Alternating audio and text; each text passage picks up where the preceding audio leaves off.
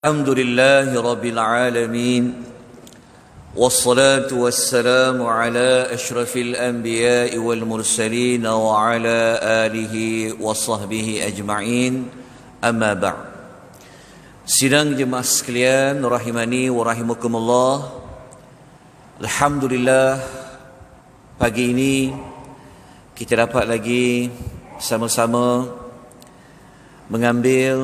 menggunakan sedikit waktu untuk kita menambahkan kefahaman kita ayat-ayat yang berada dalam surah Yasin, yang mana kita telah sampai kepada ayat yang ke-68 yang telah pun kita bacakan pada pagi semalam, yang mana ayat yang ke-68 ini adalah perubahan yang ketiga, yang Allah itu mampu, Allah itu mempunyai kekuasaan yang sangat sempurna untuk mengubah daripada satu keadaan manusia kepada satu keadaan manusia yang lain. Ayat 68 Allah menyebutkan tentang bagaimanakah keadaan manusia yang berubah apabila ia sampai kepada umur yang sangat lanjut. Jadi apabila dia sampai kepada umur yang sangat lanjut, maka ia berada seolah-olah seperti awal-awal kejadiannya. Jadi kita telah sebutkan tiga fasa perubahan manusia seperti mana yang Allah sebut dalam suratul Rum. Mula-mula kita berada dalam keadaan dha'fin, lemah. Kemudian Allah jadikan kita meningkat umur kita menjadi remaja, menjadi muda, kita sampai kepada fasa quwwatan, kuat. Dan sampai satu ketika kalau kita dilanjutkan umur oleh Allah, kita kembali kepada berada dalam keadaan dha'fan wa syaibah, lemah, iaitu tua dan beruban. Jadi daripada ayat ini, apa yang dapat kita pelajari telah kita sebut pada kuliah yang lalu, dan yang paling penting sekali, apa yang perlu kita lakukan di kesempatan yang Allah beri umur kepada kita. Nombor satu, sudah pasti kita kena manfaatkan umur yang Allah bagi. Tambah-tambah lagi kalau Allah masih memberikan kepada kita kekuatan. Dan sesiapa yang masih berada dalam keadaan umur yang muda, maka manfaatkanlah sebaik yang mungkin. Kita kuatkan teladan yang pertama ini dengan satu hadis yang sahih riwayat Al-Hakim, sabda Nabi sallallahu alaihi wasallam, "Igtanim khamsan qabla khamsin." Nabi pernah ingatkan kita, rebut 5 perkara sebelum datang 5 perkara. Nombor satu, syababaka qabla haramik, masa mudamu sebelum datang waktu tuamu. Jadi masa muda masih tenaga kuat, pendengaran masih jelas, penglihatan masih jelas, pemikiran masih jelas, masih kuat ingatan, maka manfaatkanlah waktu muda. Yang berikutnya, yang kedua, wasihhataka qabla saqamik, masa sihatmu sebelum datang waktu sakitmu. Ialah lagi kita berusia, macam-macam penyakit yang Allah beri kepada kita. Ramai di kalangan sahabat-sahabat kita yang dulu dia boleh datang ke masjid, dia boleh tadarus dengan kita, tapi Allah takdirkan dia dah tak boleh nak datang ke masjid, dia dah tak boleh dah bertadarus dengan kita. Jadi kita yang sehat ni, yang boleh melangkah lagi, yang boleh memandu, yang boleh berjalan, manfaatkanlah waktu sehat kita. Jadi sesiapa yang dia dalam sehat, dia datang ke masjid, apabila dia sakit, maka dia akan dapat pahala seolah-olah macam dia pergi ke masjid. Dengan syarat waktu dia sihat dia pergilah. Jadi apabila Allah bagi dia sakit, dia tak dapat nak hadir, dia ada niat nak hadir, Allah bagi dia pahala seolah-olah dia pergi ke masjid. Yang Nabi pesan yang ketiga, wa ghinaka qabla al-faqri, masa kayamu sebelum datang waktu fakirmu. Yang keempat, wa faraghaka qabla syughlik, waktu lapangmu sebelum datang waktu sibukmu. So tuan-tuan ni waktu lapang banyak sangat. Kan, tuan-tuan semua ni YB yang bersara. Kan, waktu lapang manfaatkan. Kemudian yang hujung sekali, wa hayataka qabla mautik, masa hidupmu sebelum datang waktu matimu. Nabi pesan kepada kita. Cuba kita kenang balik siapa kawan-kawan kita, jiran-jiran kita yang dulu ada dengan kita, sekarang dah tak ada bersama dengan kita. Maka manfaatkanlah waktu hidup. Okay. Teladan yang kedua daripada ayat yang kita baca, ayat yang ke-68 itu, maka kita ambillah manfaat, kita renungkan kejadian yang ada pada diri manusia.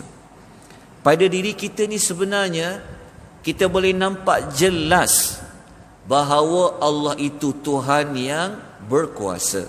Seperti mana yang kita sebut tadi itu, ada satu kuasa yang mengubah kita daripada satu keadaan kepada satu keadaan. Allah ada menyebutkan dalam surah Az-Zariyat ayat nombor 20 dan ayat nombor 21, Allah menyebutkan bahawa wa fil ardi ayatul lil muqinin. Allah bagi tahu di bumi ni ada banyak tanda yang orang boleh yakin, dia boleh nampak, dia boleh tahu bahawa wujudnya Allah, Tuhan itu satu, kekuasaan Allah itu ada bagi siapa-siapa yang yakin. Lepas tu Allah sebutkan wa fi anfusikum, dan juga pada diri kamu sendiri pun ada tanda tentang kekuasaan Allah Azza wa Jalla. Okay. Allah kata afala yubsirun, mengapa kamu tidak mahu melihat kebesaran Allah. Baik, kita teruskan dengan ayat yang ke-69. Ayat nombor 69 ni tuan-tuan, Allah membawa kita kepada topik yang lain pula, iaitu Allah membawa kita kepada topik kerasulan dan ada kaitan dengan wahyu. Saya pernah sebutkan pada tuan-tuan dan puan sebelum ni, surah Yasin ni dia akan ulang-ulang 3 tajuk besar. Dia akan cerita mula-mula tentang Rasul, lepas tu dia bawa cerita tentang hari kiamat, dia bawa cerita tentang ketuhanan. Lepas tu dia ulang balik ketiga-tiga topik ni. Maka ayat 69, Allah mengembalikan kita semula kepada membincangkan tentang nilai kerasulan itu. Jadi kita bacakan ayat dia. A'udzu billahi minasy syaithanir rajim.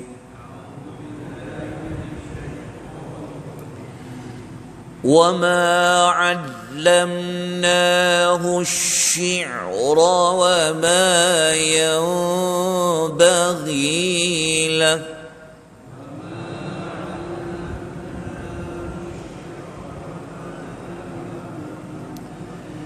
in huwa illa dzikrun wa qur'anun mubin.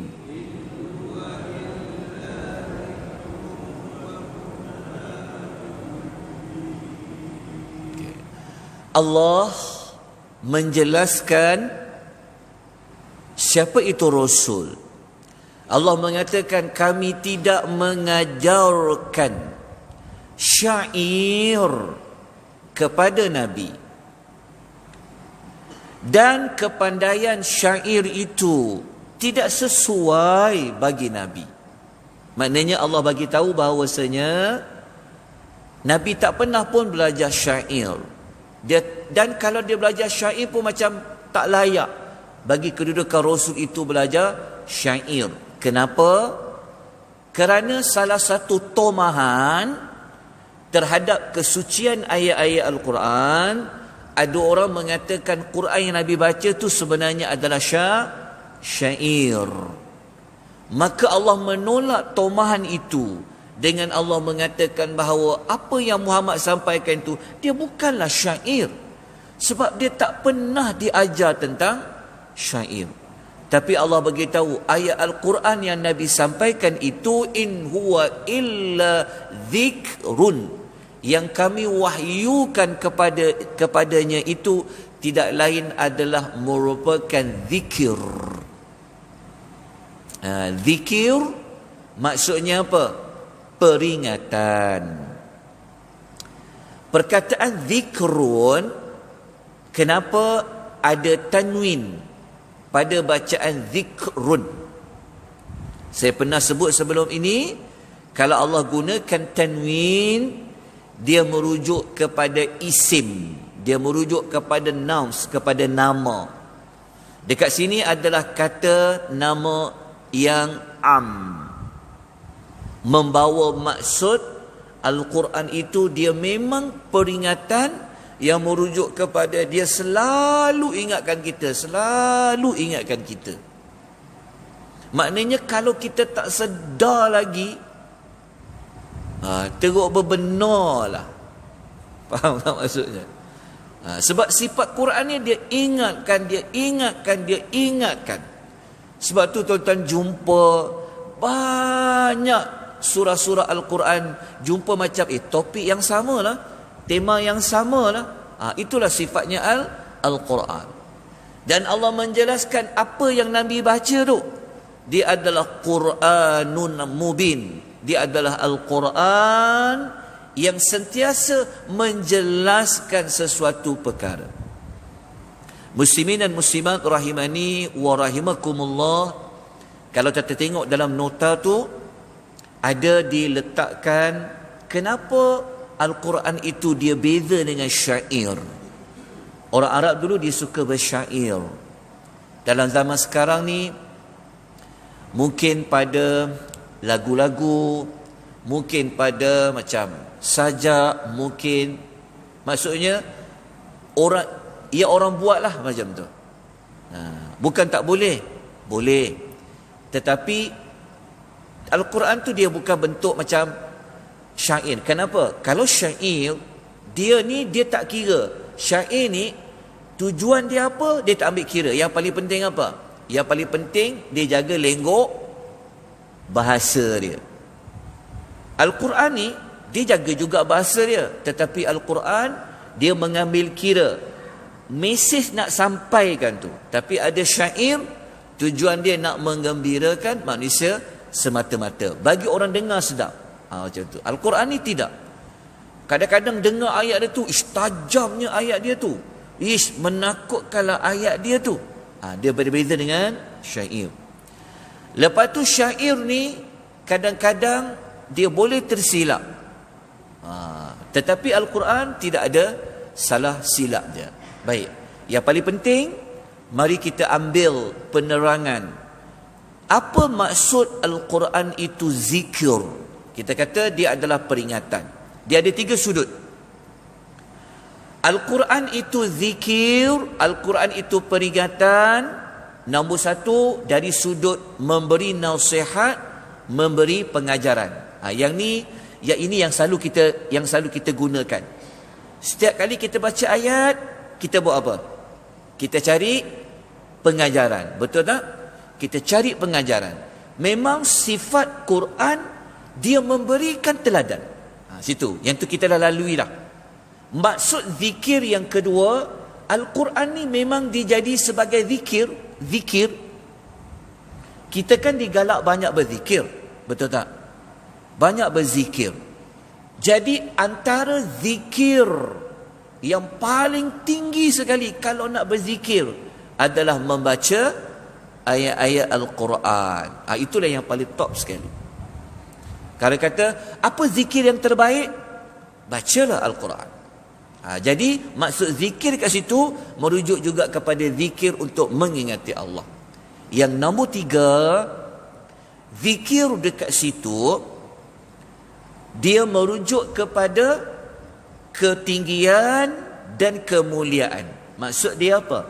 Maksudnya Al-Quran tu Allah jadikan sebagai kayu pengukur kepada manusia tu, dia mulia ke, dia tak mulia ke, dia bergantung dirinya dengan Al-Quran.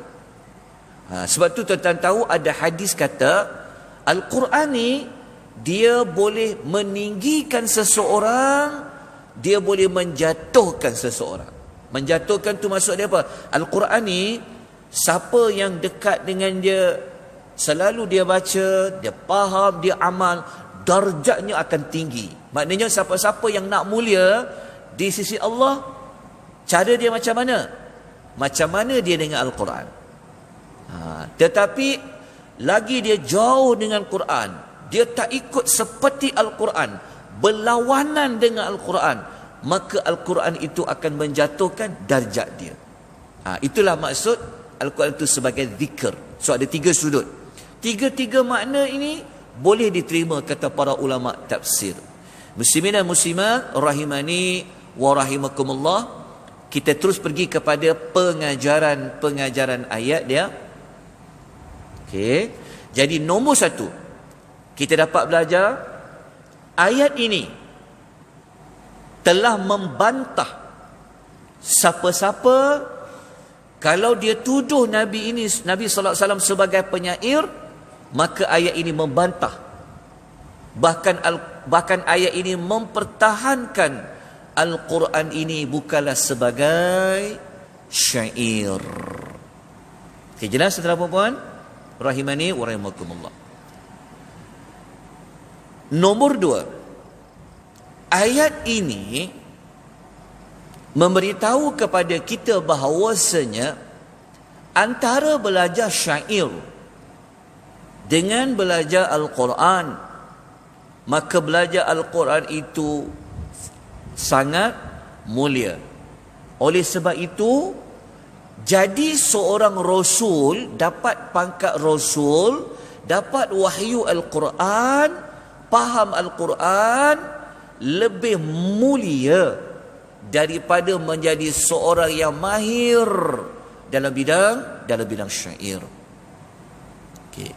Dalam Al-Quran tuan-tuan, Allah ada buat satu surah, dia panggil surah syair. Tuan-tuan pernah baca? Mestilah pernah baca kan? Selalu khatam kan? Ada satu surah namanya surah syair, iaitu surah Asy-Syu'ara, surah yang ke-26. Tuan-tuan tengok ayat yang hujung-hujung tu, dah dekat-dekat nak habis surah tu Syu'ara tu, tuan-tuan cari ayat 224 dan 226. Allah bagi tahu kalau penyair ni macam inilah, dalam bahasa kita sekarang, mereka ni adalah orang seni. Tapi tuan-tuan jangan salah faham, bukan semua seni itu menyesatkan, bukan semua seni itu salah. Okey, tetapi kalau zaman dulu ni, memang salah satu cara yang boleh nak tarik orang adalah dengan bersyair. Boleh kata zaman sekarang ni macam nyanyi itu pun termasuk di antaranya. Tapi jangan hukum kesemuanya. Ada yang tujuannya dakwah dan sebagainya. Okey, tetapi kalau zaman dulu, Allah kata penyair ni dia buat apa? Siapa yang akan ikut dia? Wasyu'ara yattabi'uhumul ghawun. Dan para penyair itu diikuti oleh golongan yang sesat. Alam tara annahum fi kulli wadi yahimun. Tidakkah engkau melihat penyair ni dia merayau-rayau tanpa hala tujuan di setiap lembah? Yalah, dia nak cari income, dia pergilah. Pergi ke kabilah ni, pergi kat kabilah ni, pergi kat kabilah ni. Janji dia dapat apa? Wa annahum yaquluna ma la yaf'alun. dan mereka memperkatakan apa yang mereka tidak lakukan. Jadi dalam ayat syair tu dia janji orang yang dengar tu suka. Kalau dia nak jack seorang tu, kalau dia nak mengampu, dia buatlah ayat-ayat yang bentuk mengampu. Boleh faham tak? Macam orang buat sajak, dia buat macam alah baik-baik tu, dia buatlah nak dapat ikan banyak ni, nak bagi orang banyak ni. So dia pujilah. Dia puji satu kabilah dia buat. Dia tak kira dalam syair tu betul ke orang tu seperti dia puji, asalkan dapat apa? Asalkan masyuk macam tu. Boleh faham tak awak? Dia tak kira. Orang menyanyi ni, asalkan dia ada follower ramai, asalkan orang suka. Tapi mesej tak ada. Kita faham maksud saya? Tapi jangan hukum semua ya. Tolong ya, jangan salah faham. Nanti kena kecam saya nanti. Zaman sekarang ni. Okey, tapi ingatkan. Okey, dalam puan jelas, dalam puan. Okey. Pengajaran nombor 3. Kita dapat belajar Al-Quran yang diturunkan kepada Nabi SAW itu, kita dah belajar tadi, ia memang merupakan az-zikr. Ingat lepas ni, kalau nak zikir, baca apa? Baca Quran. Kalau nak hari ni nak ambil nasihat apa, nak ambil pengajaran apa, boleh rujuk apa? Baca Quran. Jelas tak? Kalau nak menjadi mulia di sisi Allah, boleh melalui jalan Al-Quran. Macam tu. Okey, pelajaran nombor 4, dia ada kaitan dengan nombor 3. Semakin kita berpegang teguh dengan Al-Quran, maka kita akan menjadi semakin mulia. Sebab itu jangan putuskan diri dari Al-Quran. Sibuk macam mana sekalipun, sibuk nak kempen sekalipun, jangan sampai tertinggal baca ayat Quran tu. Maksudnya paling kurang ambillah sikit waktu, jangan tinggal Al-Quran. Lepas tu kau nak kempen lah. Faham tak maksud dia? Jangan sibuk kita dengan kerja, dengan segala-galanya sampai tak sempat nak Al-Quran. Jangan tinggalkan Quran. Lagi kita dekat dia, lagi kita rapat dengan dia, naik darjat kita. Tuan-tuan tahu ada hadis kata, Allah perintahkan kepada ahli syurga, engkau naik tingkatan syurga berdasarkan sejauh mana ayat yang kau baca. Sehebat mana engkau dengan Quran. Ada dalam Quran. Moga-moga ya, moga-moga dengan amalan Quran ni dapat menaikkan darjat kita ke darjat yang terbaik di sisi Allah Subhanahu wa taala. Last sekali, pelajaran nombor 5, P5. Sesungguhnya Al-Quran itu adalah pemberi penjelasan bagi setiap sesuatu yang diperlukan oleh manusia. Sebab Quran itu apa? Wa Qur'anu mubin. Sebab tu kalau kita baca Quran, ada banyak maklumat kita boleh dapat. Okay, Al-Quran menerangkan tentang perkara-perkara yang dasar dalam agama. Al-Quran ada menerangkan tentang rukun iman, ada dalam Quran. Rukun Islam ada dalam Quran. Isu kekeluargaan ada dalam Quran. Politik ada tak dalam Quran? Ada, Allah cerita. Isu apa? Isu kenegaraan ada, Allah sebut di dalam Al-Quranul Karim. Isu tentang hukum hakam jual beli ada. Isu tentang munakahat, perkahwinan ada. Apa penjelasan yang kita nak? Ada, Allah sebut di dalam Al-Quran secara dasarnya. Tapi perincian dia sudah pasti kena rujuk hadis Nabi sallallahu alaihi wasallam. Maka selesailah pengisian kita pada pagi ini, sebab kita pun dah masuk ke 20 minit yang lebih. InsyaAllah besok pagi hari Jumaat ada ke pengisian ke tentang balik kampung dah? Ada. Okey, insyaAllah kita masuk kepada ayat yang ke 70. Moga-moga kita semakin suka, semakin bertambah minat keimanan kita untuk kita memahami ayat-ayat Al-Quranul Karim. Semoga Allah bagi kita keberkatan hidup dengan keberkatan Al-Quran. Allah memberikan kita syafaat Al-Quranul Karim. Kita sudahi dengan tasbih kafarah dan suratul Asr. Subhanakallahumma wa bihamdika asyhadu an la ilaha illa astaghfiruka wa atubu ilaik. Wal 'asr innal insana lafi khusr illa alladhina amanu wa 'amilus salihat wa tawasaw bil haqq wa tawasaw bis sabr. Wabillahi taufiq wal hidayah. Wassalamu alaikum warahmatullahi wabarakatuh.